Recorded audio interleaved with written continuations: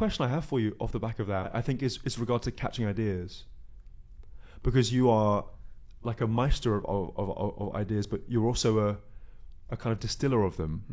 And I often think about this idea of being a surfer. It's kind of one of the best ideas one of the best images I've ever encountered to try and describe what's going on here. People talk about ideas coming to them from above, so some divine place, and they're just completely a vessel. This idea of I am just a vessel, I'm hollow, come through me. That's not who you are. I've never experienced it in quite this way. Nothing you've explained or said here has that metaphor. Well, the way I think about it is, it is partly that. I mean, there is certainly a mysterious source, but there isn't a lot of surfing as an analogy. Do you surf? I don't do anything on boards. Really? Okay. It's not that I don't want to.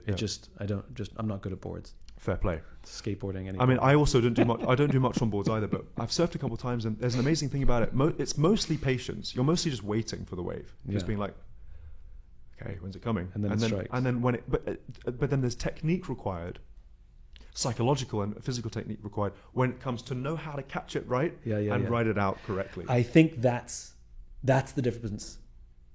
So what you and I do that's similar. People ask me what's my creative process, and I always say that it's days of guilt and self-loathing punctuated by hours of sheer brilliance. The problem is I don't know when the hours will show up.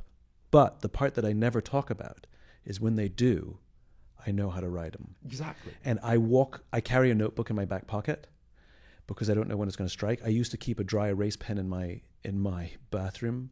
And if I had an idea, especially when I'm working on something, because once you're working on something, it stays with you. It starts going.